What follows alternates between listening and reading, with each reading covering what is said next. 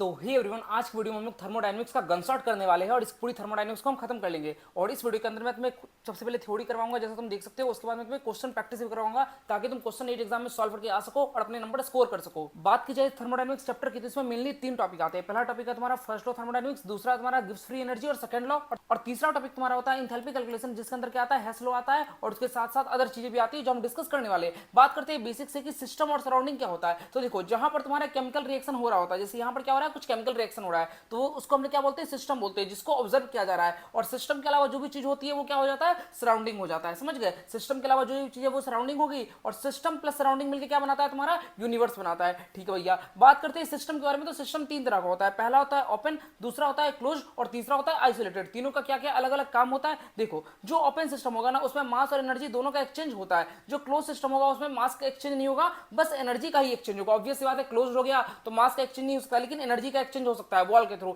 लेकिन अगर हम बात करें आइसोलेटेड सिस्टम की, तो इसमें ना ही मास एक्सचेंज होता है ना ही एनर्जी एक्सचेंज होता है, दोनों में से कुछ भी एक्सचेंज नहीं होता। और आइसोलेटेड सिस्टम के अंदर कौन सा वॉल होता है, एडियाबैटिक वॉल होता है। एडियाबैटिक वॉल के कारण क्या होता है, एनर्जी एक्सचेंज नहीं हो पाता है, तुम्हें याद रखना है। ठीक है भैया। अब हम बात करते हैं स्टेट ऑफ द सिस्टम की, कि जो भी हम फॉर्मूले पढ़ने वाले हैं, जो भी टर्म पढ़ने वाले, वो कैसा होता है। वो या तो स्टेट फंक्शन होता है, वो या तो पाथ फंक्शन होता है, दोनों में से कुछ एक ही चीज होता है। और स्टेट फंक्शन मतलब वो हो गया वैसी क्वांटिटी जो बस इनिशियल और फाइनल स्टेट पे ही डिपेंड करती है।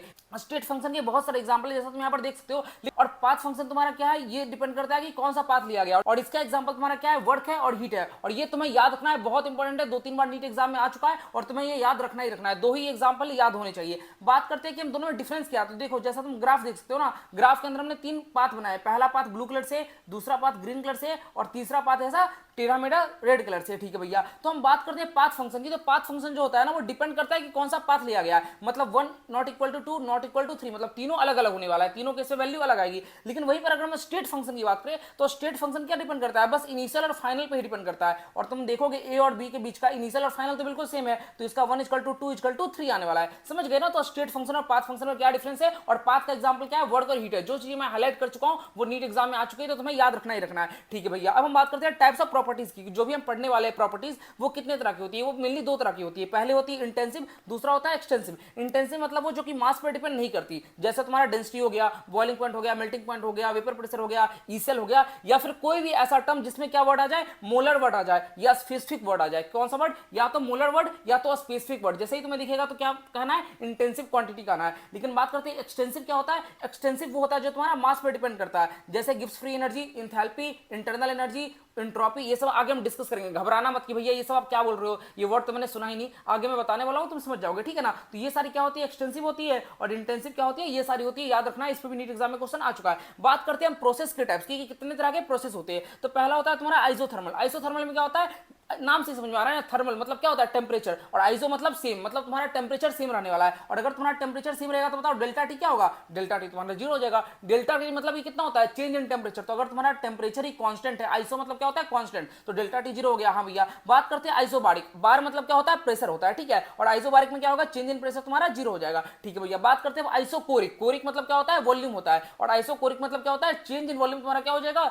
0 निकल कर आ जाएगा। ठीक है भैया। अब हम बात करते हैं एडियाबैटिक प्रोसेस। और एडियाबैटिक प्रोसेस में क्या था, कौन सा तरह का वाल होता है, इंसुलेटेड वाल होता है। मैं बताया था ना, एडियाबैटिक प्रोसेस में तुम्हारा इंसुलेटेड वाल होता है। ठीक है। इंसुलेटेड वाल ऐसा एग्जाम में लिखा हुआ रहेगा, इंसुलेटेड वाल या आइसोलेटेड ऐसा लिखा रहेगा। ठीक है। और इसमें क्या होता है, तुम्हारा डेल्टा क्यू 0 निकल कर आता है। डेल्टा क्यू 0 का मतलब है हीट एक्सचेंज तुम्हारा क्या होगा, वो तुम्हारा 0 हो जाएगा। ठीक है भैया। और एक और अलग प्रोसेस होता है, वो क्या होता है, साइक्लिक प्रोसेस होता है। मतलब कोई भी चीज बिल्कुल साइकिल में चल रही है और कंप्लीट एक साइकिल और एक सर्कल या रेक्टेंगल कुछ भी बना रही है, तो उस केस में क्या होता है, जो तुम्हारा इनिशियल पोजीशन होगा वही क्या होगा, फाइनल भी होगा। ऑब्वियस बात है, तुमने यहां से चलना स्टार्ट किया, यहां से चलते चलते वापस तुम यहीं पर आ गए, तो इनिशियल स्टेट और फाइनल स्टेट तुम्हारा क्या होता है, इस केस में सेम होता है। इसलिए क्या होता है, इस केस में change in state function is 0। जो भी हमने स्टेट फंक्शन यहां पढ़ा था ना, उसका चेंज क्या होता है, तुम्हारा 0 होता है। साइक्लिक प्रोसेस के केस में ये तुम्हें याद रखना है। मतलब अगर मैं तुमसे पूछूं कि बताओ डेल्टा यू साइक्लिक प्रोसेस में क्या होने वाला है, तो भैया साइक्लिक प्रोसेस में डेल्टा यू तुम्हारा 0 होगा। समझ रहे हो? क्योंकि डेल्टा यू क्या है, तुम्हारा स्टेट फंक्शन है। देखो यहाँ पर यू मैंने लिखा है ना, यू तुम्हारा स्टेट फंक्शन है। इसके अलावा जो भी तुम्हारा स्टेट फंक्शन है, जी है, एच है, एस है, सारा क्या है, स्टेट फंक्शन। तो स्टेट फंक्शन का चेंज क्या होने वाला है साइक्लिक प्रोसेस के केस में, वो तुम्हारा 0 होने वाला है। है, ठीक है भैया समझ गए। अब हम बात करते हैं दो टर्म के बारे में जो कि है वर्क और हीट। वर्क और हीट बताओ क्या है, मैं तुमसे पूछता हूं स्टेट फंक्शन है कि पाथ फंक्शन है? नहीं भैया, वर्क और हीट तुम्हारा क्या है,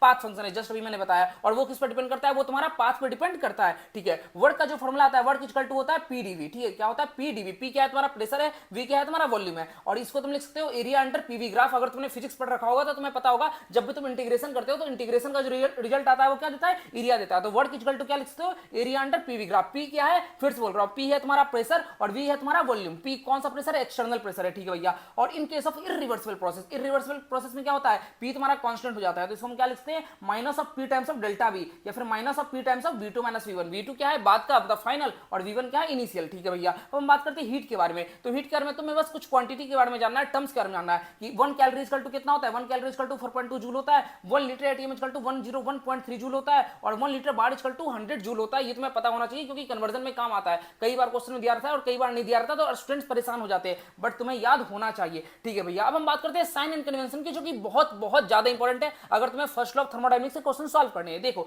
मान के चलो ये क्या हमारा सिस्टम, सिस्टम क्या होता है, जहां पर रिएक्शन हो रही है या जिसको हम ऑब्जर्व कर रहे हैं, अभी जस्ट बताया था, ठीक है भैया। तो बताओ जब भी तुम्हारा सिस्टम पे वर्क होगा, क्या लिखा हुआ है, work done on the system को हम लोग क्या मानते हैं, पॉजिटिव मानते हैं, और work done by the system को हम लोग क्या मानते हैं, नेगेटिव मानते हैं। ऑब्वियस सी बात है, अगर work done on the system, system के ऊपर अगर वर्क हो रहा है तो हमने उसको क्या माना, पॉजिटिव माना, और सिस्टम के द्वारा work done by the system हो रहा है तो हम उसको नेगेटिव मानते हैं, ठीक है भैया। और heat given to the system, अगर हम लोग सिस्टम को हीट दे रहे हैं तो क्या होगा, क्यू तुम्हारा पॉजिटिव होगा, और अगर heat released by the system, अगर सिस्टम से हीट रिलीज हो रहा है तो क्या होता है, क्यू तुम्हारा नेगेटिव होता है। समझ गए इस बात को, बढ़िया। अब हम देखते हैं इस क्वेश्चन के बारे में। इस क्वेश्चन को मैं थोड़ा बड़ा कर देता हूं, बहुत आसान क्वेश्चन है। देखो लिखा हुआ है एक आइडियल गैस एक्सपांड आइसोथर्मली, एक आइडियल गैस है जो कि आइसोथर्मली एक्सपांड कर रहा है, और कितना कर रहा है, तुम्हारा वॉल्यूम हो रहा है 10 पावर -3 से 10 पावर -2, इतना चेंज हो गया वॉल्यूम, अगेंस्ट एक कांस्टेंट प्रेशर ऑफ 10 पावर 5, ऐसा प्रेशर दे रखा है। पूछा गया वर्क डन क्या होगा, वर्क इक्वल टू क्या पढ़ा हमने, minus of P times of V two minus V one. P की वैल्यू पुट कर दो 10 पावर 5, और V two minus V one क्या पुट करोगे, वी टू है तुम्हारा 10 पावर -2 और वी वन क्या है तुम्हारा 10 पावर -3। अब कैलकुलेट कर लेना, 10 पावर -2 को तुम कॉमन करके बाहर निकाल दोगे तो आंसर आ जाएगा तुम्हारा -900 जूल, वही तुम्हारा आंसर होगा। तो ध्यान रखना यूनिट में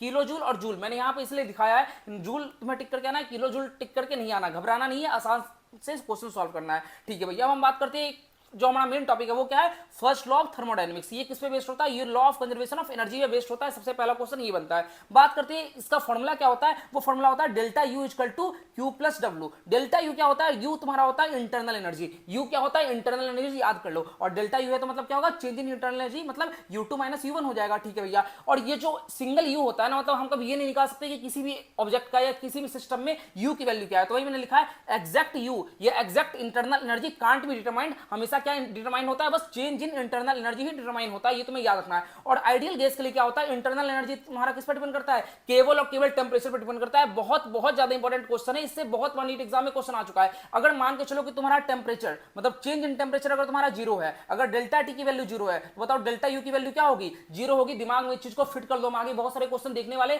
या अगर तुम पीवाईक्यू करोगे तब भी तुम देखोगे, अगर चेंज इन टेंपरेचर अगर तुम्हारा जीरो है तो डेल्टा यू क्या होगा तुम्हारा, जीरो होगा। समझ गए बात को, क्योंकि आइडियल गैस के लिए इंटरनल एनर्जी किस पर डिपेंड करता है, बस टेंपरेचर पर ही डिपेंड करता है। और delta U is directly proportional to delta T, ये भी चीज याद रखना है, ठीक है भैया। अब हम बात करते हैं वही चार प्रोसेस की, जो हमने प्रोसेस की बात करी थी ना, आइसोथर्मल प्रोसेस। आइसोथर्मल में क्या होगा, डेल्टा टी जीरो है, और अगर डेल्टा टी जीरो है तो बताओ डेल्टा यू क्या होने वाला है, जीरो होने वाला है। जस्ट मैंने अभी तुम्हें बताया, हाँ भैया। तो अब तुम क्या लिखोगे, ये अगर तुम्हारा जीरो हो गया तो क्यू इक्वल टू क्या हो जाएगा, माइनस डब्ल्यू हो जाएगा। ये तुम्हें याद रखना है किस केस में, आइसोथर्मल में होता है। बात करते हैं आइसोकोरिक की। आइसोकोरिक में क्या होता है, डेल्टा वी जीरो होता है, और अगर तुम्हारा डेल्टा वी जीरो हो गया तो वर्क डन क्या हो जाएगा, जीरो। क्यों, क्योंकि वर्क डन इक्वल टू क्या था, minus P times of delta we था, तो अगर डेल्टा वी जीरो हो गया तो तुम्हारा वर्क डन भी जीरो निकल के आ जाएगा, हाँ भैया। और वर्क डन अगर तुम्हारा जीरो हो गया तो डेल्टा यू क्या हो जाएगा, क्यू के इक्वल हो जाएगा। समझ रहे हो ना, डेल्टा यू तुम्हारा क्यू के इक्वल हो गया, क्योंकि वर्क डन जीरो हो गया। और इस केस में क्या होता है, क्यू का वैल्यू होता है एनसीवी डेल्टा टी, और वही तुम्हारा डेल्टा यू का भी वैल्यू होता है, याद रखना है। क्यूवी हमने क्यों लिखा है, क्यूवी हमने लिखा है हीट एट कांस्टेंट वॉल्यूम को हम क्या बोलते हैं, क्यूवी बोलते हैं, ठीक है भैया समझ गए। अब हम बात करते हैं एडियाबैटिक प्रोसेस की। एडियाबैटिक प्रोसेस में क्या है, तुम्हारा क्यू जीरो है, अगर क्यू जीरो हो गया तो क्या हो गया, डेल्टा यू तुम्हारा डब्ल्यू के इक्वल हो गया, तो ये चीज हो गया। बात करते हैं साइक्लिक प्रोसेस की। तो साइक्लिक प्रोसेस में मैंने तुम्हें क्या बोला था, साइक्लिक प्रोसेस में जो भी स्टेट फंक्शन होते हैं, कौन से फंक्शन, स्टेट फंक्शन तुम्हारे क्या होते हैं, उसका चेंज जीरो होता है। तो यहाँ पर क्या होगा, डेल्टा यू तुम्हारा जीरो हो जाएगा, क्योंकि क्यू और डब्ल्यू क्या है, क्यू और डब्ल्यू तुम्हारा पाथ फंक्शन है। मैंने क्या बोला था, साइक्लिक प्रोसेस में बस स्टेट फंक्शन जीरो होगा, हाँ भैया। तो डेल्टा यू जीरो होगा तो क्या हो जाएगा, Q equal to minus W, वही तुम्हारा आइसोथर्मल का केस बन जाएगा। समझ गए बात को, हाँ भैया समझ में आ गया। अब हम बात करते हैं दूसरे टर्म की, जो कि होने वाला इंथैल्पी। इंथैल्पी क्या होता है, जैसे मान के चलो ये तुम्हारा क्या रिएक्टेंट है जो कन्वर्ट हो रहा है प्रोडक्ट में, तो इसको डेल्टा एच को हम लोग इंथैल्पी से रिप्रेजेंट करते हैं, या इंथैल्पी को हम लोग डेल्टा एच से रिप्रेजेंट करते हैं, ठीक है। तो इंथैल्पी जो हो सकता है वो पॉजिटिव भी हो सकता है किसी रिएक्शन के लिए, और और निगेटिव भी हो सकता है। पॉजिटिव कहने का क्या मतलब है कि वो रिएक्शन एंडोथर्मिक होगा। एंडोथर्मिक कहने का मतलब है कि अगर तुम किसी रिएक्शन को होने के लिए एनर्जी प्रोवाइड कर रही हो, इंडो मतलब लग रहा होगा ना, इंडो सुनने से ऐसा लग रहा है ना, तो तुम उसको कुछ एनर्जी दे रहे हो। इंडो मतलब देना, इंडो मतलब देना। तो अगर तुम उस रिएक्शन को होने के लिए कुछ एनर्जी दे रहे हो तब उसको क्या बोलते हैं, एंडोथर्मिक रिएक्शन बोलते हैं। और उसमें प्रोडक्ट की जो एनर्जी होगी ऑब्वियस सी बात है रिएक्टेंट से ज्यादा होगी। मतलब मान के चलो रिएक्टेंट है, उसको हमने कुछ एनर्जी दिया तब जाकर प्रोडक्ट बना, तो इसका मतलब क्या हुआ कि प्रोडक्ट की एनर्जी ज्यादा है, रिएक्टेंट की एनर्जी कम है, और उस केस में डेल्टा एच तुम्हारा क्या होता है, पॉजिटिव होता है। ठीक है भैया। और डेल्टा एच जब निगेटिव होता है उसको हम क्या बोलते हैं, एक्सोथर्मिक रिएक्शन बोलते हैं। मतलब इस केस में क्या होता है, हीट रिलीज होता है, हमें हीट देना नहीं पड़ता, हीट रिलीज होता है। और इस केस में रिएक्टेंट की एनर्जी ज्यादा होती है, प्रोडक्ट की एनर्जी कम होती है। और डेल्टा एच का फॉर्मूला क्या है, EP minus ER, energy of product minus energy of reactant. ठीक है भैया, समझ गए। और डेल्टा एच का एक और बहुत इंपॉर्टेंट फॉर्मूला है जहां से नीट एग्जाम में बहुत क्वेश्चन आते हैं, delta H equal to delta U plus P into delta V. ये भी तुम्हें याद रखना है। और इसका दूसरा फॉर्मूला याद कर रखना चाहे तो क्या होता है, पी डेल्टा वी को तुम लिख सकते हो डेल्टा एनजीआरटी के फॉर्म में, जहां से नीट एग्जाम में बहुत ज्यादा क्वेश्चन आते हैं, तुम्हें याद रखना ही रखना है, delta H equal to delta U plus delta NGRT. और ये किसके लिए वैलिड होता है, बस आइडियल गैस के लिए वैलिड होता है। अगर बात करें कि डेल्टा एनजी भैया क्या है, तो डेल्टा एनजी तुम्हारा क्या है, प्रोडक्ट माइनस रिएक्टेंट है। प्रोडक्ट माइनस रिएक्टेंट क्या, प्रोडक्ट में जितने गैसियस मोल है उसको जोड़ दो, माइनस किससे कर दो, रिएक्टेंट में जितने गैसियस मोल है उससे माइनस कर दो, वो तुम्हारा क्या निकल के आएगा, डेल्टा एनजी निकल के आ जाएगा। ठीक है भैया। और यहाँ पे तुम देख रहे होगा ना, यहाँ पर तुम्हारा डेल्टा एच आ रहा है और डेल्टा यू आ रहा है। तो डेल्टा एच को हम लोग क्या लिखते हैं, डेल्टा एच इक्वल टू होता है तुम्हारा एनसीपी डेल्टा टी, और डेल्टा यू इक्वल टू क्या होता है, डेल्टा यू इक्वल टू होता है एनसीवी डेल्टा टी। ये भी दो चीज तुम्हें याद रखनी है। ठीक है, ओके भैया। वही लिखा हुआ भी है कि डेल्टा एनजी क्या होता है, पी माइनस आर होता है। और पी माइनस आर क्या, कि प्रोडक्ट में कितने गैसियस मोल है, और आर मतलब क्या, कि रिएक्टेंट में कितने गैसियस मोल है। जैसे तुम ये रिएक्शन देखो, N2 प्लस 3H2 मिलकर क्या बन रहा है, 2NH3 बन रहा है। तो अगर इसका डेल्टा एनजी तुम्हें निकालना होगा तो तुम क्या लिखोगे, प्रोडक्ट में तुम्हारे 2 गैसियस मोल है, ठीक है ना, और रिएक्टेंट में कितना है, 3 और 1 4 मोल है। तो 2 minus 4 equal to minus T हो जाएगा। लेकिन ध्यान रखना बस गैसियस वाले को इंक्लूड करना। अगर मान के चलो कोई सॉलिड रहता तो सॉलिड को हम काउंट नहीं करते, या फिर मान के चलो लिक्विड रहता तो लिक्विड को काउंट नहीं करते, बस गैसियस मोल होना चाहिए। बात करते हैं अब तुम क्वेश्चन की, देखो क्वेश्चन सॉल्व कैसे किया जाता है। देखो पहला क्वेश्चन तुम्हारा दिख रहा है, for the following reaction at 300 kelvin पे कोई रिएक्शन हो रहा है, A2 प्लस 3B2 2AB3 बना रहा है। ठीक है भैया, मैंने यहाँ पे लिख दिया है। अब दिया गया इंथैल्पी चेंज कितना, इंथैल्पी चेंज प्लस 15 केल्विन यहाँ पे दे रखा है, इंथैल्पी चेंज मैंने लिख दिया। अब पूछा गया बताओ कि इंटरनल एनर्जी चेंज क्या होगा। तो तुम्हें पता है delta H equal to delta U plus delta NGRT होता है। डेल्टा एच दे रखा है तुम्हें, डेल्टा यू पूछा गया है, और डेल्टा एनजी तो तुम निकाल लोगे ना इससे। हाँ भैया निकाल दूंगा। आर की वैल्यू क्या होती है, आर की वैल्यू नहीं दी है लेकिन हमें पता है क्या होती है, 8.314 होती है। ठीक है, और टी की वैल्यू दे रखी है तुम्हारा 300 केल्विन। अब पुट कर दो कि डेल्टा यू इक्वल टू क्या हो जाएगा, delta H minus delta N G R T, क्योंकि इधर से मतलब इसको वाला टर्म को तुम उधर ले गए। हाँ भैया, तो डेल्टा एच की वैल्यू कितनी, 15,000 जूल है। ध्यान से देखना, 15,000 जूल है, 15 जूल पुट कर देना, कितना है 15 किलो जूल है, मतलब 15,000 जूल है। अब इसमें माइनस कर दोगे, डेल्टा एनजी कैसे निकालोगे, डेल्टा एनजी तुम्हारा हो जाएगा प्रोडक्ट माइनस रिएक्टेंट। प्रोडक्ट में तुम्हारा 2 है, रिएक्टेंट में कितना 3 और 1 4 हो गया। तो डेल्टा एनजी तुम्हारा इसके लिए क्या निकलेगा, -2 निकलेगा। तो माइनस इंटू -2 इंटू आर की वैल्यू 8.314 इंटू टेम्परेचर क्या है 300 हो जाएगा। तो तुम इसको कैलकुलेट करोगे तो तुम्हारा ये निकल के आ जाएगा, वही तुम्हारा आंसर है। बस वैल्यू पुट करना और आंसर निकालना, इतना आसान होता है। ठीक है भैया। अब देखो ये बहुत शानदार क्वेश्चन है, शानदार तो नहीं बोलूंगा लेकिन ऐसे क्वेश्चन बहुत ज्यादा आए हैं, मैं इसका बस एक वर्जन लेकर आया हूं। ठीक है, इसमें पूछा गया choose the correct statement for the work done in expansion and heat absorbed और released when 5 litre of ideal gas at 10 atmospheric pressure isothermally expand into vacuum. अब ये देखने में लगेगा भैया कितना खतरनाक क्वेश्चन है, लेकिन एक बात को समझो, मैं तुम्हें आगे बताने वाला हूं कि जब भी कभी भी ऐसा दिया हो कि वैक्यूम में या फिर एक्सपांशन के केस में, क्या इसमें वैक्यूम के केस में या एक्सपांशन के केस में वर्क डन तुम्हारा क्या होता है, 0 होता है। इस चीज को दिमाग में फिक्स कर लो। अगर तुम्हारा जो वर्क डन हो रहा है वो वैक्यूम में हो रहा है या फिर फ्री एक्सपांशन हो रहा है, कौन सा एक्सपांशन, फ्री एक्सपांशन हो रहा है, नॉट जस्ट एक्सपांशन। कौन सा एक्सपांशन, फ्री एक्सपांशन। तो यहां पर लेकिन कौन सा टर्म है, वैक्यूम टर्म है। वैक्यूम टर्म देखते ही क्या हो जाना चाहिए, तो वर्क डन क्या होगा, 0 होगा। दिमाग में याद कर दो क्यों होता है, क्योंकि पी एक्सटर्नल तुम्हारा 0 होता है, एक्चुअल कारण ही है। ठीक है ना, तो अगर वैक्यूम लिखा हो या फिर फ्री एक्सपांशन लिखा हो तो वर्क डन तुम्हारा 0 होता है। और यहां पर ये भी लिखा हुआ है आइसोथर्मली, तो याद करो आइसोथर्मल में क्या होता है, डेल्टा टी 0 होता है। और अगर तुम्हारा डेल्टा टी 0 हुआ तो डेल्टा यू भी तुम्हारा क्या होगा, 0 होगा। तो इस केस में तुम्हारा वर्क डन भी 0 है और डेल्टा यू भी 0 है। ठीक है, तो अगर वर्क डन भी 0 है, डेल्टा यू भी 0 है, तो क्यू भी क्या आ जाएगा, क्यू भी तुम्हारा 0 हो जाएगा। तो पूछा गया बताओ क्या होगा, तो वर्क डन भी 0 होगा और हीट चेंज भी 0 होगा, क्योंकि क्यू क्या होता है, क्यू तुम्हारा हीट चेंज होता है। तो ऑप्शन नंबर 1 तुम्हारा करेक्ट हो जाएगा। तो ऐसे बहुत सारे क्वेश्चन आए। आइसोथर्मल मतलब देखते ही तुम्हें क्या समझना है, आइसोथर्मल मतलब डेल्टा यू इक्वल टू 0, और अगर फ्री एक्सपांशन हो रहा है या वैक्यूम है तो डब्ल्यू इक्वल टू 0, समझ गए ना। और एडियाबैटिक है तो क्यू इक्वल टू 0। अब तो तुम्हें सब कुछ याद भी हो गया होगा, बढ़िया। अब हम बात करते हैं दो अलग अलग तरह के प्रोसेस की, जो कि होता है रिवर्सिबल और इरिवर्सिबल प्रोसेस। रिवर्सिबल प्रोसेस वो होता है जो कि बहुत ज्यादा स्लो होता है, और रिवर्सिबल क्या होता है, इरिवर्सिबल थोड़ा सा फास्ट होता है। ठीक है ना, रिवर्सिबल माना स्लो है, इरिवर्सिबल फास्ट है। और रिवर्सिबल प्रोसेस जो होता है वो इनफाइनाइट टाइम लेता है, मतलब कंप्लीट ही नहीं हो पाता। तुम्हें पता भी होगा जो भी रिवर्सिबल प्रोसेस होता है, मतलब ए से बी बन रहा है, बी से ए बी बन रहा है, तो वो कभी कंप्लीट नहीं हो पाता है, वो इनफाइनाइट टाइम लेता है। ठीक है, और इस केस में क्या होता है, रिवर्सिबल में वर्क डन तुम्हारा क्या आता है, मैक्सिमम आता है, और ये आइडियल कंडीशन है। इरिवर्सिबल क्या होता है, वर्क डन तुम्हारी मैक्सिमम नहीं आती और ये आइडियल कंडीशन नहीं होता। बात करते हैं इस केस में जब पी एक्सटर्नल किसके इक्वल होता है, पी इंटरनल में रिवर्सिबल रिवर्सिबल में, और इरिवर्सिबल में क्या होता है, पी एक्सटर्नल तुम्हारा बहुत ज्यादा होता है। बात करते हैं एक और टर्म की जो कि होता है गामा। गामा इक्वल टू क्या होता है, सीपी अपॉन सीबी होता है, और एक और चीज होता है CP minus CV equal to NR होता है। ये भी तुम्हें याद रखना है, बहुत इंपॉर्टेंट क्वेश्चन है, नीट एग्जाम में आ चुका है। CP minus CV equal to NR होता है, और यहाँ पे सीपी और सीबी क्या है, तुम्हारा मोलर हीट कैपेसिटी है। और यहीं पर अगर तुमसे स्पेसिफिक हीट कैपेसिटी पूछ दिया जाए तो उस केस में ये small C minus small V equal to क्या होगा, आर अपॉन एम हो जाएगा। बहुत लोग का कंफ्यूजन होता है कि भैया कहीं पे आर लिखा हुआ है, कहीं पे आर अपॉन एम लिखा हुआ है, तो आर मतलब तब जब ये तुम्हारा क्या है, मोलर हीट कैपेसिटी, और जब अगर स्पेसिफिक की बात की जाए तो तुम उसको मोलर मास से डिवाइड कर दोगे। समझ गए ना बात को। और सीबी का फॉर्मूला क्या होता है, R divide by gamma minus one, और सीपी का क्या होता है, gamma R divide by gamma minus one. लेकिन इस वाले चीज से केमिस्ट्री में ज्यादा क्वेश्चन नहीं आते, ज्यादा क्वेश्चन आते हैं फिजिक्स वाले में। ठीक है, समझ गए बात को। तो हम बात करते हैं और फॉर्मूले की। देखो जैसे work done for the reversible process, इससे पहले जो हमने पढ़ा था वर्क डन इक्वल टू क्या पढ़ा था, minus P times of delta V. ये किसके लिए था, ये था तुम्हारा इरिवर्सिबल प्रोसेस के लिए। याद रखना किसके लिए था, इरिवर्सिबल के लिए। रिवर्सिबल के लिए क्या है तुम्हारा, रिवर्सिबल में क्या होता है, प्रेशर वेरिएबल होता है, तो इसलिए फॉर्मूला आता है work done equal to minus 2.303 NRT log V2 by V1। ये तुम्हें याद रखना है। आई नो थोड़ा कॉम्प्लेक्स लग रहा होगा, but you have to remember अगर क्वेश्चन सॉल्व करना है तो। और ये क्या होता है, आइसोथर्मल रिवर्सिबल के लिए फॉर्मूला होता है। बात करते हैं इसी का दूसरा फॉर्मूला, कि तुम्हें पता होगा कि अगर तुमने थोड़ा बहुत भी पढ़ रखा है, बॉयस लॉ नाम की एक चीज होती है जिसमें क्या होता है, P1 V1 equal to P2 V2 होता है। याद है, नहीं याद है तो याद कर लेना। एक बॉयस लॉ नाम की चीज होती है, बॉयस अंकल आए थे जो एक चीज कह गए थे कि P1 V1 equal to P2 V2 होता है फॉर आइडियल गैस। तो इसलिए हम यहाँ पर V2 बाय V1 को क्या रख सकते हैं, P1 बाय P2 रख सकते हैं, क्योंकि बॉयस लॉ के अकॉर्डिंग ये चीज होती है। तो समझिए पूरी टर्म से में बस क्या है, या V2 V1 और P1 P2 चेंज किया गया है। ठीक है भैया। और जो मैं बोल रहा था तुम्हें, वर्क डन इन वैक्यूम या फ्री एक्सपांशन क्या होता है तुम्हारा, जीरो होता है। क्यों जीरो होता है, क्योंकि पी एक्सटर्नल जीरो होता है। बहुत इंपॉर्टेंट है, याद रखना इस बात को। अब हम बात करते हैं एडियाबैटिक प्रोसेस के बारे में। एडियाबैटिक प्रोसेस में तुम्हारा क्या होता है, मेन पीवी के power gamma equal to constant होता है। मेन रिलेशन तुम्हें यही याद रखना है। इसके अलावा जो भी चीजें है ना यहाँ पे लिख रखा हूं, ये सारी फिजिक्स में आती है, केमिस्ट्री में आज तक नहीं है। तो याद क्या रखना है, पीवी के power gamma equal to constant, और गामा तुम्हारा जो बताया भी था, gamma equal to CP by CV, वो क्या होता है, उसको हम पॉइजन रेशियो कहते हैं। और वैसे याद रखने की जरूरत नहीं है, सारी केमिस्ट्री के पॉइंट है जो तुम्हें केमिस्ट्री में क्वेश्चन आ चुका है पीवाईक्यू, और आएगा भी। वो क्या आया है, देखो हमने पढ़ा है ग्राफ, हमने पढ़ा है कि क्या ये तुम्हारा पी है, ये तुम्हारा क्या है, वी है। अगर हम बात करते हैं आइसोथर्मल प्रोसेस की, तो आइसोथर्मल प्रोसेस में जो ग्राफ बनता है वो क्या बनता है, कर्व बनेगा। ऑब्वियस बात है, ऐसा बनेगा। ठीक है ना, ये पी है, ये वी है, तो आइसोथर्मल प्रोसेस में कौन सा बनता है, जो तुम्हें ब्लू कलर का दिख रहा है, आइसोथर्मल में लिखा है पीवी इक्वल टू कांस्टेंट, तो ऐसा ग्राफ बनता है। क्योंकि तुम्हें पता होगा P is inversely proportional to V के लिए कैसा ग्राफ बनता है, रेक्टेंगुलर हाइपरबोला ग्राफ बनता है। तो ये रेक्टेंगुलर हाइपरबोला ये। ठीक है भैया, समझ गए।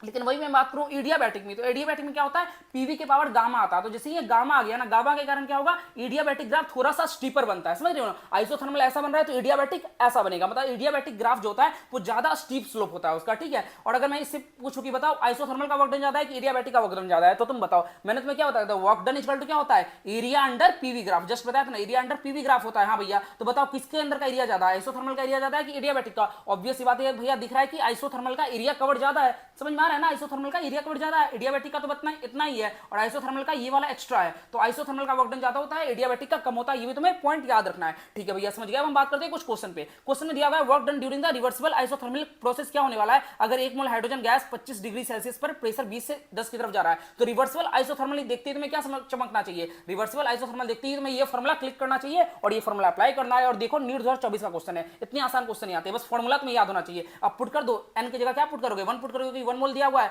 आर का वैल्यू तुम्हें पता है, ये क्या पुट करोगे, यहाँ पे 2 पुट करोगे क्योंकि 2 दे रखा है। ठीक है। और टी की वैल्यू क्या पुट करोगे, टी की वैल्यू 25 डिग्री सेल्सियस को केल्विन में कन्वर्ट कर देना। अगर केल्विन में कन्वर्ट नहीं करोगे तो कैरियर खत्म है। ठीक है ना। और केल्विन में कन्वर्ट कर दिया, log P final P initial upon P final. क्यों भैया, क्योंकि देखो यहाँ पर क्या था, P1 अपॉन P2 था। अगर वॉल्यूम होता था V2 अपॉन V1 था। 2 मतलब क्या है फाइनल, 1 मतलब क्या है इनिशियल। समझ गए ना, इस बात को याद रखना। तो यहाँ पर क्या होगा, P initial upon P final. तो यहाँ पे क्या लिखोगे, P इनिशियल क्या कितना है तुम्हारा 20 है, फाइनल कितना है 10 है। तो लॉग 20 अपॉन 10, 10 को 20 से काटोगे तो क्या बचेगा, 2 बचेगा। लॉग 2 की वैल्यू क्या होती है तुम्हें पता होना चाहिए, कितनी होती है, वैसे 0.3 होती है। ठीक है। अब तुम कैलकुलेट कर लेना, आंसर तुम्हारा निकल के ये आ जाने वाला है। बस फॉर्मूला ही याद होना चाहिए। समझ रहे हो बात को। अब हम बात करते हैं एक और क्वेश्चन की। देखो इस क्वेश्चन में दिया हुआ है कि 1 mole of ideal gas eight 300 kelvin expanded isothermally. जैसे ही तुमने आइसोथर्मली वर्ड देख लिया तो एकदम दिमाग चौकन्ना हो जाना चाहिए। आइसोथर्मली देखते ही दिमाग खुल जाना चाहिए, भैया आइसोथर्मली आ गया। पूछा क्या गया, डेल्टा यू पूछा गया। तो मैंने तुम्हें क्या बताया, आइसोथर्मल प्रोसेस में क्या होता है तुम्हारा, डेल्टा टी जीरो होता है। और अगर डेल्टा टी जीरो है तो डेल्टा यू भी क्या होगा, जीरो होगा। मतलब कैलकुलेशन करने की कोई जरूरत नहीं, इसको 10 सेकंड के अंदर सॉल्व करो और केमिस्ट्री में आगे बढ़ो। समझ रहे हो, ऐसे काम किया जाता है केमिस्ट्री में, क्वेश्चन सॉल्व किया जाता है। अब हम बात करते हैं अपने मेन टॉपिक की ओर, जो कि है दूसरा टॉपिक एंट्रोपी। आई नो थोड़ा ज्यादा समय लग रहा है, लेकिन तुम लोग को अब समझ में आ रहा होगा। ठीक है ना। एंट्रोपी मतलब क्या होता है, डिसऑर्डर या रैंडमनेस। जितनी ज्यादा रैंडमनेस होगी ना उतनी ज्यादा एंट्रोपी बढ़ेगी। मतलब कोई चीज अस्त व्यस्त रखी गई है, इधर उधर उल्टी पुल्टी है, तो उसको हम लोग एंट्रोपी बोलते हैं। ठीक है भैया।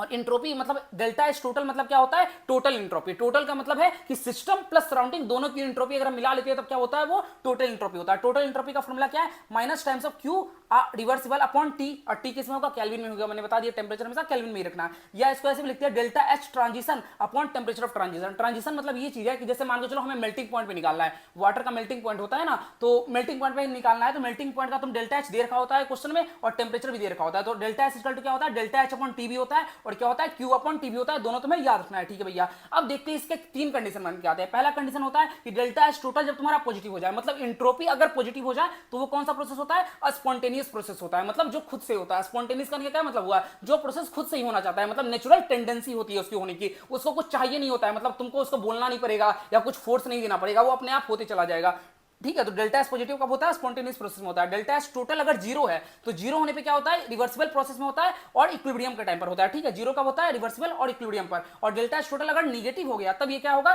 नॉन स्पॉन्टेनियस प्रोसेस होगा। और जो सेकंड लॉ ऑफ थर्मोडायनामिक्स होता है ना, वो क्या बताता है, वो यही बताता है कि नेचुरली कोई भी चीज क्या होती है, नेचुरल में जो भी यूनिवर्स है, यूनिवर्स की एंट्रोपी बढ़ती जा रही है, मतलब यूनिवर्स की जितनी रैंडमनेस है वो बढ़ती जा रही है। सेकंड लॉ यही बताता है कि डेल्टा एस टोटल तुम्हारा क्या है, पॉजिटिव है, और चीजें स्पॉन्टेनियसली बढ़ती जा रही है या रैंडमनेस बढ़ते जा रहा है, ये तुम्हारा सेकंड लॉ कहता है, ठीक है भैया। बात करते हैं अगर टेंपरेचर तुम बढ़ाओगे तो क्या होगा, एंट्रोपी बढ़ेगा। ऑब्वियस सी बात है, टेंपरेचर क्या करता है, रैंडमनेस को बढ़ाता है। अगर मैं बहुत ज्यादा गर्मी कर दूं तो लोग परेशान हो जाएंगे, इधर इधर इधर भीतर हो जाएंगे, मतलब समझ रहे हो, परेशान हो जाएंगे। तो टेंपरेचर बढ़ाने पे एंट्रोपी या रैंडमनेस बढ़ता है। जब भी तुम्हें कंफ्यूजन हो ना तो तुम एंट्रोपी को किससे कंपेयर करो, रैंडमनेस से कंफ्यूजन करो, मतलब कंपेयर करो। बात करते हैं कि सॉफ्ट और हार्ड मटेरियल किसकी एंट्रोपी ज्यादा होगी, तो सॉफ्ट की ज्यादा होती है, कॉम्प्लेक्स की भी ज्यादा होती है एज कंपेयर टू सिंपल की। आप कुछ एनसीईआरटी के पॉइंट लिख रखे हैं जहां से क्वेश्चन आ चुके हैं जेईई मेंस में भी, एम्स में भी, उस पॉइंट को डिस्कस करते हैं। देखो अगर तुम एक को बॉयल करते हैं, अंडे जो है, अंडे को जब भी बॉयल करते हैं तो क्या होता है, इंट्रोपी उसका बढ़ता है। बहुत लोग को लगेगा इंट्रोपी घटेगा, लेकिन नहीं, इंट्रोपी उसका बढ़ता है, ठीक है। मिल्क को अगर कड़ बनाते हैं तो उस टाइम पे इंट्रोपी बढ़ता है, और रबड़ को अगर स्ट्रेच करते हो तो इंट्रोपी घटता है। तुम्हें इसको एज इट इज याद कर लेना है। और गैस की इंट्रोपी सबसे ज्यादा होती है, उससे कम लिक्विड की और उससे कम सॉलिड की। ऑब्वियस बात है, सॉलिड क्या होगा, सॉलिड एक जगह जमा होगा, जैसे ये सॉलिड है पूरी तरह से जमा हुआ है। गैस है तो गैस फैला हुआ रहेगा, तो उसके अंदर रैंडमनेस ज्यादा होगी, समझ रहे हो। तो गैस की इंट्रोपी सबसे ज्यादा होती है, और ग्रेफाइट की एंट्रोपी ज्यादा होती है एज कंपेयर टू डायमंड, ये भी तुम्हें पता होना चाहिए, ठीक है भैया। अब हम बात करते हैं third law of thermodynamics. Third law क्या कहता है कि 0 केल्विन पे तुम्हारा परफेक्ट क्रिस्टलाइन बॉडी की एंट्रोपी तुम्हारी क्या होती है, जीरो होती है, ये भी तुम्हें पता होना चाहिए, ठीक है भैया। अब हम बात करते हैं एंट्रोपी के जनरल फॉर्मूले की, मतलब जो डेल्टा एस होता है उसका जनरल फॉर्मूला क्या होता है। तो डेल्टा एस इक्वल टू होता है NCV ln T2 by T1 plus L R ln V2 upon V1। I know बहुत बड़ा फॉर्मूला है, बट यार एक दो बार नीट एग्जाम में क्वेश्चन आया, अगर तुम याद कर सकते हो तो याद कर लो। एक बार क्वेश्चन आया आइसोथर्मल प्रोसेस में, ठीक है ना, और आई थिंक एक बार एम्स में आया, तो ये फॉर्मूला बड़ा दिख रहा है। इसमें एक चीज ध्यान रखना, इसमें क्या है, NCV ln T2 by C1, और N यहाँ पर क्या है, CV NR ln V2 by V1, ये तुम्हें याद रखना है। बात करते हैं आइसोथर्मल प्रोसेस की, तो आइसोथर्मल में तुम्हारा क्या होने वाला है, आइसोथर्मल के केस में तुम्हारा T2 by T1 तुम्हारा क्या हो जाएगा, क्या हो जाएगा, ये वाला पूरा टर्म तुम्हारा जीरो हो जाएगा। क्यों भैया, क्योंकि आइसोथर्मल में T2 इक्वल टू T1 होगा, और जब भी तुम्हें पता होगा लॉग तुम ले, ln मतलब क्या होता है, ln मतलब होता है तुम्हें 2.303 से मल्टीप्लाई करना। आई थिंक इतना तुम्हें लॉग आता होगा, नहीं आता यार प्लीज जाकर लॉग देख लेना, थोड़ा बहुत तुम्हें समझ में आ जाएगा, ठीक है। मैं यहाँ पे लॉग डिस्कस नहीं कर सकता, तो समझ रहे हो ना कि अगर तुम ये दोनों इक्वल होता है तो ये पूरा टर्म कैंसिल हो जाएगा। इसलिए आइसोथर्मल प्रोसेस में क्या बचेगा, बस ये वाला टर्म ही बचेगा। और आइसोकोरिक में क्या बचेगा, आइसोकोरिक में ये वाला पूरा टर्म जीरो हो जाएगा, तो आइसोकोरिक में बस ये वाला टर्म बचेगा, समझ गए ना। तो अगर तुम्हें ये मेन फॉर्मूला याद है ना, तो आइसोथर्मल आइसोकोरिक तो तुम बना दोगे एग्जाम में, एक को कैंसिल कर दो और दूसरे को लिख दो। और ln को अगर लॉग में कन्वर्ट करना है तो क्या करना होता है, 2.303 से मल्टीप्लाई करना होता है, ठीक है भैया। अब हम बात करते हैं जिस तरह से हमने पढ़ा था, क्या पढ़ा था, डेल्टा एनजी का हमने पढ़ा था ना। डेल्टा एनजी कहां पढ़ा था हमने, डेल्टा एच और डेल्टा यू वाले में पढ़ा था, अभी जस्ट पढ़कर आया। डेल्टा एनजी क्या था, प्रोडक्ट माइनस रिएक्टेंट का डिफरेंस था, वो भी किसका, गैसियस मोल्स का, ठीक है भैया। उसी तरह से तुम्हें ये भी जानना, अगर डेल्टा एनजी अगर तुम्हारा ग्रेटर देन जीरो है, मतलब पॉजिटिव है, अगर तुम्हारा डेल्टा एनजी पॉजिटिव है तो डेल्टा एच भी पॉजिटिव होगा। अगर तुम्हारा डेल्टा एनजी नेगेटिव है तो डेल्टा एस भी नेगेटिव होगा, और अगर तुम्हारा डेल्टा एनजी जीरो है तो तुम्हारा डेल्टा एस भी जीरो होगा। ये डिपेंड किस पे करता है, गैसियस मोल पे डिपेंड करता है। क्यों, तुम खुद सोचो, मैंने तुम्हें बताया ना, जो गैस होता है गैस का एंट्रोपी ज्यादा होता है, तो ऑब्वियस सी बात है, अगर मान के चलो एक रिएक्टेंट है, एक तुम्हारा प्रोडक्ट है, तो अगर प्रोडक्ट में तुम्हारे पास ज्यादा गैसियस मोल होंगे, प्रोडक्ट में तुम्हारे पास ज्यादा गैसियस मोल है, इसका मतलब क्या बता रहा है कि एंट्रोपी तुम्हारी बढ़ रही है, समझ रहे हो ना। तो प्रोडक्ट में ज्यादा गैसियस मोल है तो डेल्टा एनजी तुम्हारा पॉजिटिव आएगा, और डेल्टा एस तुम्हारा क्या होगा, पॉजिटिव होगा, क्योंकि एंट्रोपी बढ़ रही है, बढ़िया। अब हम बात करते हैं दूसरे टॉपिक की और, जो कि गिब्स फ्री एनर्जी। इससे भी काफी क्वेश्चन आते हैं। गिब्स फ्री एनर्जी का फॉर्मूला क्या होता है, डेल्टा जी, इसको रिप्रेजेंट किससे करते हैं, जी से रिप्रेजेंट करते हैं, और डेल्टा जी इक्वल टू क्या होता है, delta H minus T delta S होता है, ठीक है। और डेल्टा एच को हम क्या लिख सकते हैं, डेल्टा एच को हम तुम लिख सकते हो ना, delta U plus delta N G R T, अभी जस्ट हम पढ़ कर आए हैं कि क्या होता है, delta H equal to delta U plus delta N G R T होता है। तो कई बार क्वेश्चन ऐसे भी आया है कि तुम्हें डेल्टा यू दे रखा होगा, डेल्टा एन जी तुम्हें निकालना पड़ेगा क्वेश्चन से, क्योंकि समझ रहे हो ना रिएक्शन दे रखा होगा और उसके बाद तुमसे डेल्टा जी पूछा जाएगा तो निकाल सकते हो ना, समझ रहे हो। डायरेक्ट डेल्टा एच ना देकर कई बार तुम्हें ऐसे करना पड़ेगा, इसलिए मैंने लिख दिया। ठीक है भैया, और एक और फॉर्मूला होता है डेल्टा जी सिस्टम, याद रखना क्या लिखा हुआ है, delta G system is equal to minus of T times of delta S total. यहां पर बहुत लोगों का कंफ्यूजन होता है, दिमाग में एक बात को क्लियर रखना कि यहां पर डेल्टा जी किसका है, सिस्टम का है, और डेल्टा एस किसका है, टोटल का है। ये फॉर्मूला लाया क्यों गया, तुम खुद सोचो एक बार। तुम क्या कभी भी टोटल मतलब पूरे सराउंड सिस्टम प्लस सराउंडिंग पूरे यूनिवर्स का एंट्रोपी निकाल सकते हो? यूनिवर्स का एंट्रोपी निकालना यार बहुत ही इंपॉसिबल सी बात है ना। तुम्हें अपने सिस्टम का पता होगा ना यार, इस सिस्टम में रिएक्शन कर रहा हूं तो यहां पर एंट्रोपी क्या है, लेकिन तुम पूरे सराउंडिंग का निकाल नहीं सकते। तो डेल्टा एस टोटल जो होता है नॉर्मली हमें पता नहीं होता है, तो गिब्स फ्री एनर्जी इसलिए आया ताकि हमें पता चल सके कि डेल्टा एस टोटल का एक तरह से रिप्लेसेबल एज क्वांटिटी, ऐसा तुम समझ सकते हो। ठीक है, तो यहां पर तीन चीज आती है, स्पॉन्टेनियस, इक्विलिब्रियम और नॉन स्पॉन्टेनियस। जैसा हमने कहां पढ़ा था, जैसा हमने यहां पढ़ा था स्पॉन्टेनियस, इक्विलिब्रियम और नॉन स्पॉन्टेनियस। तो हमने क्या पढ़ा था, स्पॉन्टेनियस के लिए डेल्टा एस क्या होना चाहिए, स्पॉन्टेनियस के लिए डेल्टा एस तुम्हारा पॉजिटिव होना चाहिए। हाँ भैया, तो तुम इधर देखो, स्पॉन्टेनियस के लिए तुम्हारा डेल्टा एस टोटल क्या होगा, पॉजिटिव है। और अगर तुम्हारा डेल्टा एस टोटल अगर तुम्हारा पॉजिटिव है तो बताओ डेल्टा एस को, डेल्टा जी को क्या होना पड़ेगा, डेल्टा जी सिस्टम को क्या होना पड़ेगा, निगेटिव होना पड़ेगा। वही बात है, तो डेल्टा एस टोटल पॉजिटिव होता है और डेल्टा जी सिस्टम क्या होता है, निगेटिव होता है। और उसके साथ तुम्हें एक और पॉइंट याद रखना है, जो डेल्टा एच होता है ना, डेल्टा एच क्या तुम्हारा इंथैल्पी है, याद है ना, डेल्टा एच क्या इंथैल्पी, उसको भी निगेटिव होना पड़ता है, मतलब एक्सोथर्मिक रिएक्शन। तुम्हें पता है ना, कोई भी रिएक्शन में अगर एनर्जी निकल रही है तो वो क्या होता है, वो सब्सटेंस स्टेबल बनता है। तो यहां पर क्या होता है, डेल्टा एच तुम्हारा निगेटिव होता है। ठीक है, बात करते हैं इक्विलिब्रियम की, तो इक्विलिब्रियम में तुम्हें पता है डेल्टा एच टोटल क्या होता है, जीरो होता है, जस्ट बताया हूं। तो अगर डेल्टा एच टोटल तुम्हारा जीरो है तो डेल्टा जी भी क्या हो जाएगा, तुम्हारा जीरो हो जाएगा। और डेल्टा जी क्या है, डेल्टा जी सिस्टम में, इसमें तो कंफ्यूज मत करना। बात करते हैं एक और टर्म की, जो कि होता है नॉन स्पॉन्टेनियस प्रोसेस। इसमें क्या होता है, तुम्हारा डेल्टा एच टोटल निगेटिव होता है। ठीक है, क्या है, डेल्टा एच टोटल निगेटिव है और डेल्टा जी सिस्टम क्या होता है, पॉजिटिव हो जाएगा। ऑब्वियस सी बात है, क्योंकि अगर ये निगेटिव हो रहा है तो निगेटिव निगेटिव क्या हो जाएगा, पॉजिटिव हो जाएगा। तो ये तुम्हारा पॉजिटिव निकल के आ जाएगा, जस्ट अपोजिट हमें कर देना है। बात करते हैं कुछ क्वेश्चन की, क्वेश्चन सॉल्व करो तो और मजा आएगा। नीट 2021 का क्वेश्चन है, 2021 में क्या पूछा गया, for irreversible expansion of ideal gas. Irreversible का मतलब क्या होता है, इरिवर्सिबल में बताओ। मैंने तुम्हें बताया कि रिवर्सिबल के केस में क्या होता है, रिवर्सिबल में भैया आपने बोला कि डेल्टा एस टोटल जीरो निकल के आ जाता है, मतलब इरिवर्सिबल होगा तो डेल्टा एस जीरो तो नहीं होने वाला, नॉन जीरो ही होगा। समझ गए ना, रिवर्सिबल में अगर जीरो हो रहा है तो इरिवर्सिबल में क्या होगा, नॉट जीरो होगा। समझ गए, तो इरिवर्सल देखते ही तुम्हें क्या समझ जाना है कि डेल्टा एस टोटल तो नॉन इक्वल टू जीरो होने वाला है। और आइसोथर्मल दिया हुआ है, तो आइसोथर्मल में क्या होता है, delta U equal to zero होता है। तो मैं चीख चीख के बोल चुका हूं, आइसोथर्मल देखते ही दिमाग क्लिक करना चाहिए और क्लिक करते ही मेरा याद आना चाहिए कि आपने बताया कि आइसोथर्मल में डेल्टा एस क्या होता है, आइसोथर्मल में डेल्टा यू क्या होता है, डेल्टा यू मतलब इंटरनल एनर्जी का चेंज क्या होता है, जीरो होता है। ऑप्शन टिक कर लो, इस केस में क्या होगा, डेल्टा यू जीरो होगा और delta S total not equal to zero होगा। देख रहे हो क्वेश्चन कितनी आसानी से सॉल्व हो रहे हैं, तुम्हें इतना सोचना नहीं पड़ता, दिमाग नहीं लगाना होता, तुम्हें बस क्वेश्चन सॉल्व करने की अप्रोच आनी चाहिए। यही मैं बोलता हूं, अप्रोच अगर तुम्हें पता है ना तुम बहुत अच्छा कर सकते हो। और अगर मजा आ रहा हो ना क्वेश्चन में आज, क्योंकि थर्मोडायनेमिक्स बहुत को डिफिकल्ट लगता है, मुझे भी अपने टाइम पे लगता था, लेकिन मैंने ये अप्रोच डेवलप करी जब मैंने बहुत सारे क्वेश्चन सॉल्व किए, बहुत प्रैक्टिस करी, और तुम लोग के लिए कंटेंट लाने में टाइम लगता है, तो यार थोड़ा अप्रिशिएट कर दिया करो, लाइक कमेंट अच्छा लग रहा हो तो लिख दिया करो, ठीक है ना। बात करते हैं एक और क्वेश्चन की, देखो the correct option of free expansion in ideal gas under adiabatic condition. मैंने क्या बोला था, अगर फ्री एक्सपांशन दिख रहा है तो माइंड क्लिक करना चाहिए और मेरा याद आना चाहिए। फ्री एक्सपांशन मतलब क्या, वर्क डन तुम्हारा जीरो है। एडियाबैटिक मतलब क्या, क्यू तुम्हारा जीरो होगा, बताया था ना, एडियाबैटिक में क्या होता है, क्यू तुम्हारा जीरो होता है। अब अगर क्यू भी जीरो है, डब्ल्यू भी जीरो है, तो बताओ डेल्टा यू क्या होगा,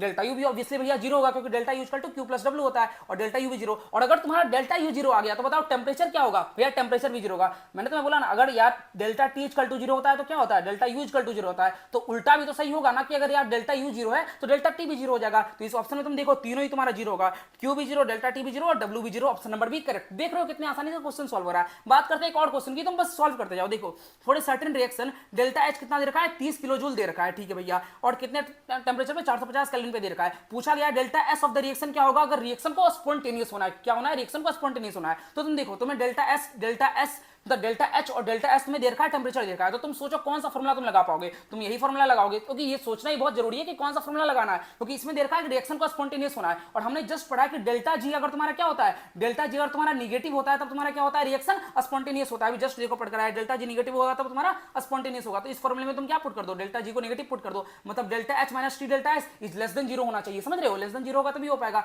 हाँ भैया, तो delta H is less than T delta S होना चाहिए। तो डेल्टा एस तुम क्या निकालोगे, इधर से डेल्टा एच बाई टी लिखोगे, डेल्टा एच की वैल्यू यहाँ पे पुट कर दो, टी की वैल्यू पुट कर दो, और ये क्या आना चाहिए, तो तुम्हारा आ जाएगा 66.7। तो इसका मतलब क्या हुआ, डेल्टा एस का वैल्यू 66.7 से तो ज्यादा ही आना चाहिए। ये समझ गए ना। तो अब देख लो, इससे ज्यादा कौन सी वैल्यू, उससे ज्यादा बस एक ही वैल्यू है 70। माइनस मत रखना, क्योंकि माइनस हमारा नहीं रहा है, हमारा तो पॉजिटिव आ रहा है। समझ रहे हो ना इस बात को। हाँ भैया समझ में आ गया। अब बात करते हैं एक और क्वेश्चन की, और ये बहुत शानदार क्वेश्चन है, बहुत मस्त क्वेश्चन है। देखो इस क्वेश्चन में दिया हुआ है कि भाई आइडियल गैस है, इसका आइसोथर्मल और एडियाबैटिक कंडीशन में मतलब ग्राफ दिया गया। ये तुम्हारा क्या होगा, आइसोथर्मल होगा, और नीचे वाला क्या होगा, एडियाबैटिक होगा। मैं तुरंत बताया हूं, भूलोगे तो मार खाओगे, ठीक है।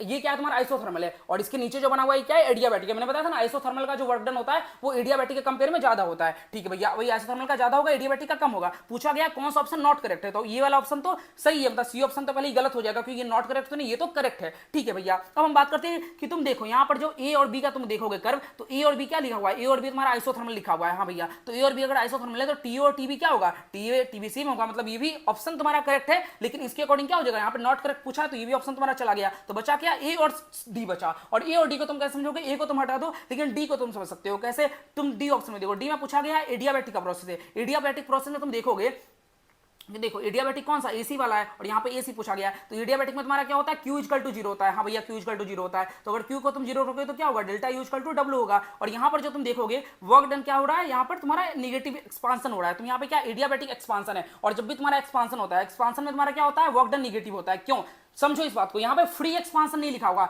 अगर फ्री एक्सपांसन लिखा हुआ होता तब तुम्हारा क्या होता है वर्क डन जीरो होता है, लेकिन अगर जस्ट एक्सपांसन लिखा हुआ है, एक्सपांसन मतलब क्या होता है तुम सोचो यार, work done equal to minus of P times of delta भी पढ़ा था, हाँ भैया, तो एक्सपांसन में क्या होगा डेल्टा भी तुम्हारा पॉजिटिव हो जाएगा, समझ रहे हो ना, एक्सपांसन मतलब वॉल्यूम बढ़ रहा है, वॉल्यूम बढ़ रहा है मतलब डेल्टा भी तुम्हारा पॉजिटिव होगा, तो वर्क डन क्या होता है एक्सपांसन के केस में नेगेटिव होता है, याद रख लो कि एक्सपांसन अगर कहीं दिया हुआ है तो वर्क डन तुम्हारा क्या होगा नेगेटिव होगा, और अगर वर्क तुम्हारा नेगेटिव है तो डेल्टा यू भी तुम्हारा नेगेटिव है, और अगर तुम्हारा डेल्टा यू नेगेटिव है तो बताओ डेल्टा टी भी क्या होगा, डेल्टा टी भी नेगेटिव होगा, समझ रहे हो, डेल्टा यू डेल्टा टी भाई भाई दोनों क्या बोलते हैं, मैं डेल्टा यू इधर चलेगा तो डेल्टा टी भी इधर चलेगा, डेल्टा यू डेल्टा टी है दोनों भाई भाई है, ठीक है, तो डेल्टा टी नेगेटिव है, इसका मतलब क्या है कि जो टीसी है वो लेस देन टी है, समझ रहे हो ना, कि डेल्टा टी मतलब क्या है T final minus T initial, final क्या है तुम्हारा सी वाला है, तुम्हें दिख रहा है ना, फाइनल क्या है तुम्हारा भैया आपका सी वाला, इनिशियल क्या है तुम्हारा ए है, तो TC is less than T होना चाहिए, लेकिन यहाँ पे क्या दे रखा है, यहाँ पे दे रखा है टीसी इज ग्रेटर देन ए, नहीं ये गलत है, मतलब डी ऑप्शन तुम्हारा क्या हो जाएगा सही हो जाएगा, समझ गए बात को, बढ़िया। तो हम बात करते हैं एक और तरह के कॉन्सेप्ट की, एक और फॉर्मूले की, जो कि होता है delta G equal to delta G not plus R T L N Q, ठीक है, और अगर इक्विलिब्रियम की हम बात करते हैं, जो कि यहाँ क्वेश्चन बनता है इक्विलिब्रियम से बनता है,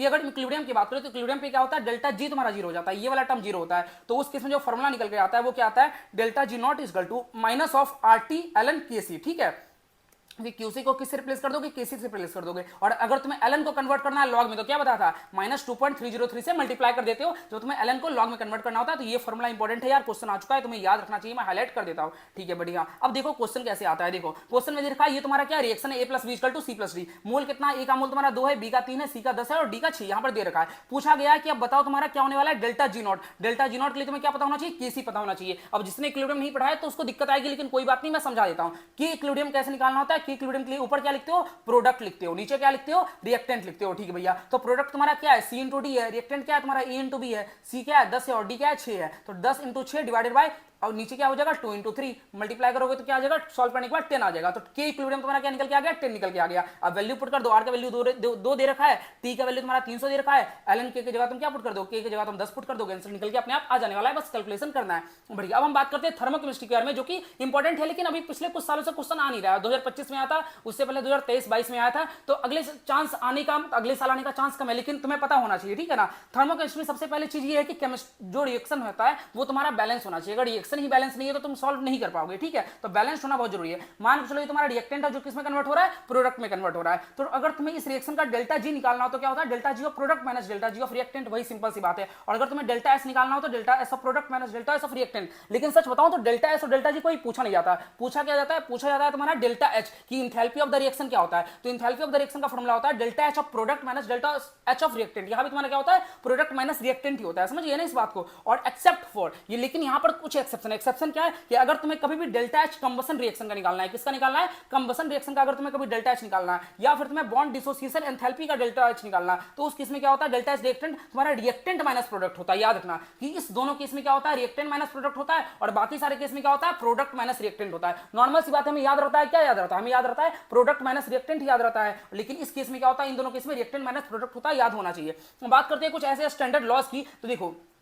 स्टैंडर्ड स्टेट क्या होता है जब भी तुम्हारा प्रेशर 1 बार है और टेंपरेचर 298 केल्विन है। लॉज ऑफ थर्मोकेमिस्ट्री की बात करते हैं तो अगर तुम्हारा ए से बी अगर तुम्हारा डेल्टा एच 100 केल्विन है प्लस 100 है, तो अगर तुम रिएक्शन को उल्टा कर दोगे, मतलब रिएक्शन को रिवर्स कर दोगे, मतलब बी से ए कर दोगे, तो डेल्टा एच क्या निकलेगा -100 निकल जाएगा, समझ रहे हो ना बात को। तो अगर रिवर्स करने पे क्या हो जाता है -साइन लगता है, ऑब्वियस सी बात ये है। और अगर मान के चलो तुम जो रिएक्शन है ए से बी का एक रिएक्शन है, अगर तुम उसको n टाइम से मल्टीप्लाई करते हो तो डेल्टा एच भी क्या होता है n टाइम से मल्टीप्लाई हो जाता है, और अगर तुम रिएक्शन को m टाइम से डिवाइड करते हो, मतलब m मतलब 1 2 किसी से भी डिवाइड करोगे, तो डेल्टा एच भी क्या हो जाएगा तुम्हारा 1/m से मतलब डिवाइड हो जाएगा, मतलब m से डिवाइड हो जाएगा, समझ रहे हो ना इस बात को। और एक और लॉ होता है जो कि होता है हेस लॉ। हेस लॉ क्या कहता है, हेस लॉ बोलता है जोड़ा कैसे आता है रिएक्शन को। देखो एक रिएक्शन है तुम्हारा ए जो बन रहा है बी बना रहा है, ठीक है, दूसरा रिएक्शन में है दिया हुआ है बी जो है वो तुम्हारा सी बना रहा है, तो अगर तुम इस दोनों रिएक्शन को जोड़ दोगे तो बी से बी क्या हो जाएगा, कट जाएगा, क्योंकि एक तुम्हारा एलएचएस में एक तुम्हारा आरएचएस में है। तो अगर इस दोनों रिएक्शन को, मैंने पहला रिएक्शन और दूसरा रिएक्शन को जोड़ दिया तो क्या हो जाएगा, बी से बी कट जाएगा। और अगर इसका पहले वाले रिएक्शन का मान चलो डेल्टा एच 100 है, दूसरे वाले का क्या है 200 है, तो तीसरे वाले का कितना निकल के आ जाएगा, डेल्टा एच तीसरे का होगा डेल्टा एच1 प्लस डेल्टा एच2, तुम नॉर्मल जोड़ दोगे तो क्या निकल के आएगा 100 और प्लस 200 प्लस 100 कितना हो जाएगा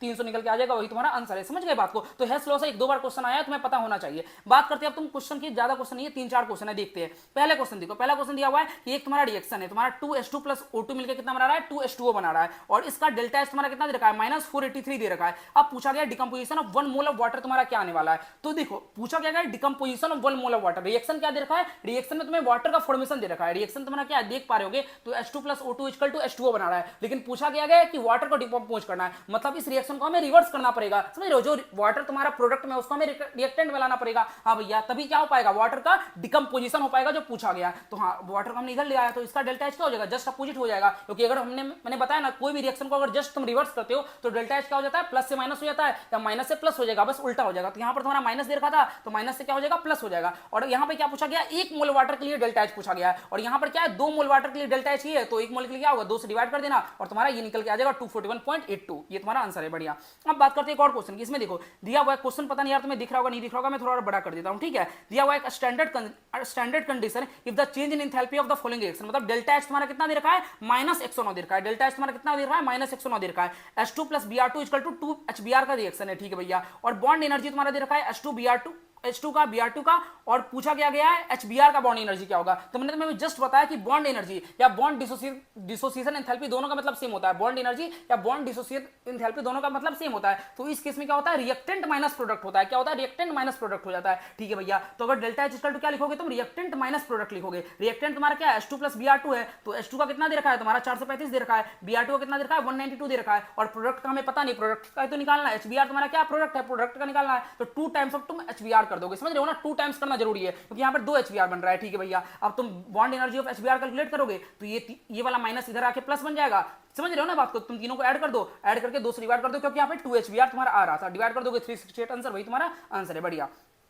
अब इस क्वेश्चन को देखो, यहाँ पे दिया हुआ heat of combustion of carbon to CO2, मतलब अगर हम कार्बन को कंबशन कर रहे हैं O2 के साथ क्या बन रहा है CO2 बन रहा है, उसका कंबशन एनर्जी कितना है -393 है, और ये कितना है 1 मोल के लिए। ऑब्वियस सी बात है, अगर heat of combustion of carbon to CO2 दिया हुआ है तो जो भी हम हीट ऑफ कंबशन की बात करते हैं या हीट ऑफ डिसोसिएशन एंथैल्पी की बात करते हैं उसका मतलब क्या है, वो 1 मोल के लिए ही कैलकुलेट किया जाता है, ये तुम्हें याद रखना है। पूछा गया कि अगर हमें 35.2 ग्राम CO2 को फॉर्म करना है तो बताओ कितना एनर्जी निकलेगा, ये पूछा गया। तो यार देखो हमें पता है कि अगर 1 मोल CO2 कम 1 मोल अगर कार्बन या 1 मोल अगर CO2 फॉर्म होता तब कितना एनर्जी निकलता, तब ये निकलता, हमें पता है। हाँ भैया हमें ये पता है। तो इसके लिए क्या करोगे, तो पहले तुम्हें इस ग्राम को किसमें कन्वर्ट करना पड़ेगा, मोल में कन्वर्ट करना पड़ेगा, क्योंकि हमें ग्राम का कुछ पता नहीं होता, हमें केमिस्ट्री को किससे मतलब है, केमिस्ट्री को मोल से मतलब है, ग्राम तुम्हारा गया भाड़ में, ठीक है। तो इसको तुम मोल में कन्वर्ट करोगे, मोल इक्वल टू क्या होता है गिवन मास अपना मोलर मास, गिवन मास कितना 35.2 है, मोलर मास कितना है 44 है। तो समझ गए, 1 मोल से अगर इतना एनर्जी निकल रहा है, दिया हुआ ना 1 मोल से कितना निकल रहा है 393.5 निकल रहा है, तो 35.2 बाई 44 मोल से कितना निकलेगा, तो मल्टीप्लाई कर देना, वही यूनिटरी मेथड, और आंसर तुम्हारा निकल के आ जाएगा। बढ़िया, समझ गए बात को। अब हम बात करते हैं इस क्वेश्चन को तुम सॉल्व कर लेना यार, टाइम काफी ज्यादा हो जाएगा।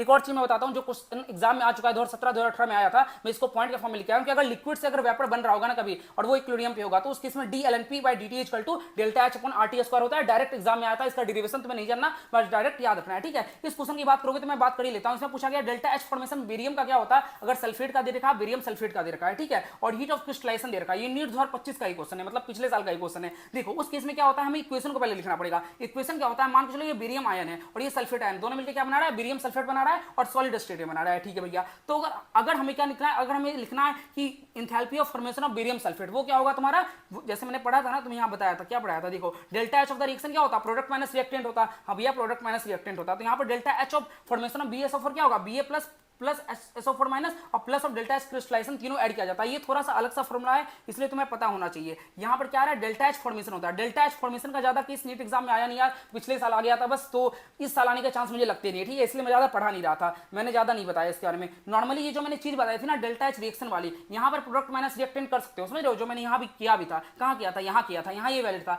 लेकिन जहाँ पर ये एंथैल्पी ऑफ फॉर्मेशन हो जाता है ना, उसका गेम थोड़ा अलग चलता है, तो वो तुम्हें याद रखना है। डेल्टा एच फॉर्मेशन जो तुम्हारा प्रोडक्ट है ना, प्रोडक्ट इक्वल टू क्या होता है, दोनों रिएक्टेंट का तुम ऐड कर दोगे प्लस तुम क्रिस्टलाइजेशन को भी ऐड कर दोगे। अब तुम्हें ये निकालना है और बाकी सारा दिया गया, तुम कैलकुलेट करोगे, आंसर निकल के आ जाएगा। समझ गए इस क्वेश्चन को? और अगर समझ में नहीं आएगा तो बता देना, मैसेज कर देना, मैं फिर से समझा दूंगा या फिर मतलब अगले लेक्चर में ले लूंगा। समझ गए? और अगर इसके अलावा तुम्हें और कुछ चैप्टर की जाननी है तो और 4 चैप्टर बन चुके हैं। और अगर तुम्हें इसकी पीडीएफ चाहिए तो टेलीग्राम चैनल ज्वाइन कर लो, फ्री में मिल जाने वाली है। और डीपीपी के लिए मेरे ऐप को डाउनलोड कर लेना, लिंक डिस्क्रिप्शन में दे रखा है। और लेक्चर पसंद आ गया हो तो यार लाइक कमेंट और हाइप कर देना, हमेशा की तरह जैसा बोलता हूं तुम्हारे लिए इतना मेहनत करता हूं, काफी देख रहे होगे ना, फैन बंद करके लेक्चर चलाना पड़ता है, मतलब लेक्चर रिकॉर्ड करना होता है। तो तब के लिए पढ़ते रहो, मचाते रहो। Love you all, bye bye.